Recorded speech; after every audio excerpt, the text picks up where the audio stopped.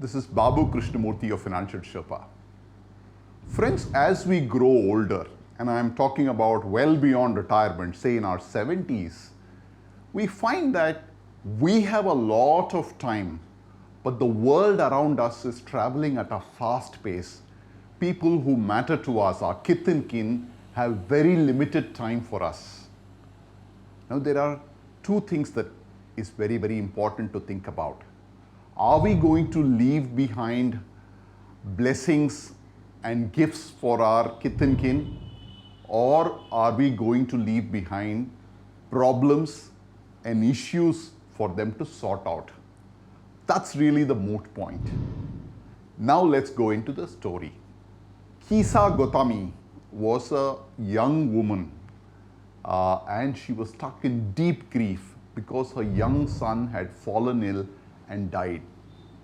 She rushed to Gautama Buddha and wanted his help in somehow bringing her child back to life.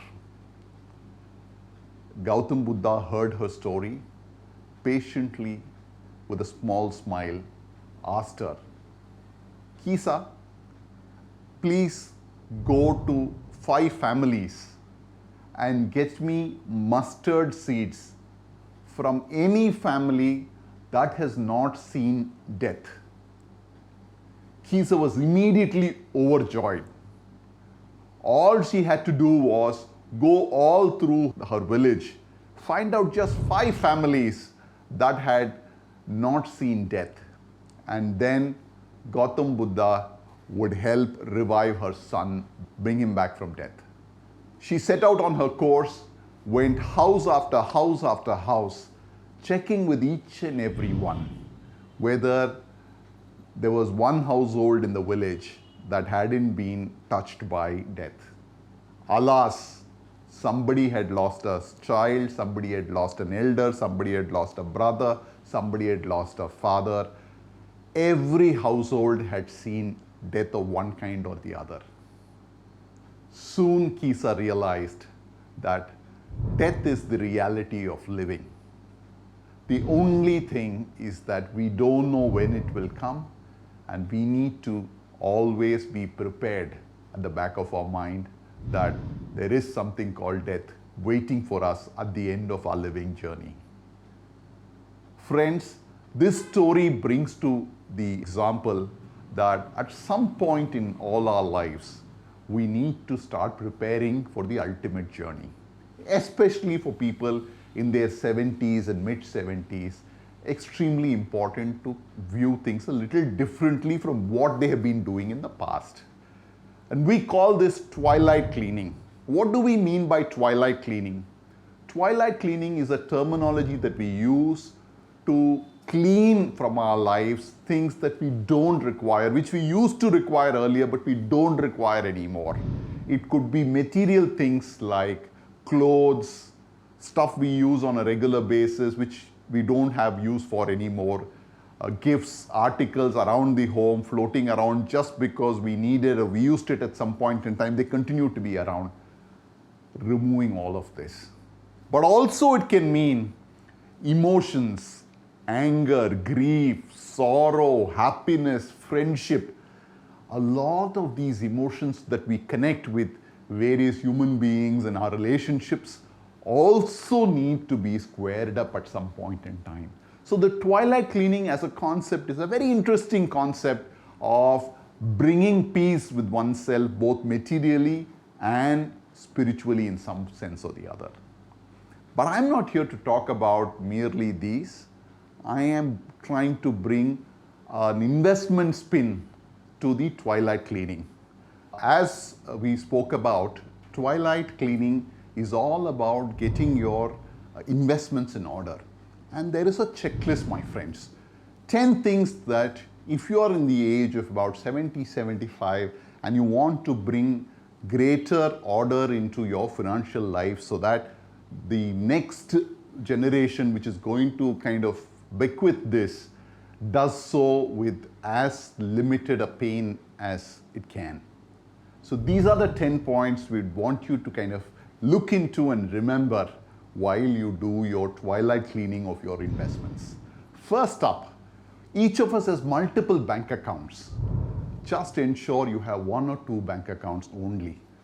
Remove all the others, close the rest of the unused bank accounts, keep as few as you need. One is ideal, if not two.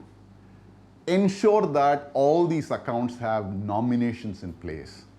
Make sure you have a list of all your investment products, be it mutual funds, FDs, any other bonds, your demat accounts, all of these in proper record form. Make sure that they have their second applicants mentioned there. Make sure that they have nominations in place and they are all in order. Make a checklist of your entire investment products and a net worth statement as on a particular date. It should be done at least once in a year, if not more. And this statement must also be compared with, must be shared with all your near and dear, your spouse or your partner or your children, as the case may be, so that they are aware where all your investments are in the case of an eventuality. They don't need to search around. Next up on the checklist is the aspect of determining whether your investments are in order. Go through your mutual funds, go through your stocks, make sure there are no junk stocks or junk mutual funds there. If they are, get rid of them, double down on the ones that are doing well, make sure your portfolio is in good order. Simultaneously also evaluate whether these investments are enough for you for the next 15 or 20 years that you may continue to need them. Ensure you keep enough money for emergency purposes. It could be a health emergency. As we grow old, we need money for emergencies, or you have enough health insurance cover for your health contingencies. But emergency funds are extremely important and they need to be kept in a place where they are easily accessible, maybe in a bank deposit, and let your spouse or your partner know which account and which deposit is maintained and marked towards your emergency. Very, very important. Next, ensure you have a very simple will in place of how you want your investments to be dealt with by after your time. Very, very important to make this happen. If you hold multiple real estates, this may be a good time for you to consolidate some of them, or maybe even write a settlement deed if you want to kind of allocate it among your near and dear ones in some form or fashion, conditionally, so that you don't give up your assets during your time. Last but not the least, friends, stay positive and happy. This is not a sad exercise, it's a very happy exercise. It's like fasting. It's an important exercise. It will give great clarity to you and your kith and kin. But by no means are we suggesting that you should give away your assets during your living time. It's extremely important to hold on to your investments, but this exercise will make it very, very easy for you, as well as easy for your next of kin after your time to manage your investments. So twilight cleaning is an important exercise, one-time exercise that we believe every elder must do at the age of 75 and beyond to make sure that their investments are in good order, as well as to make the transition after their time to their next of kin a smooth process. Hope this was useful.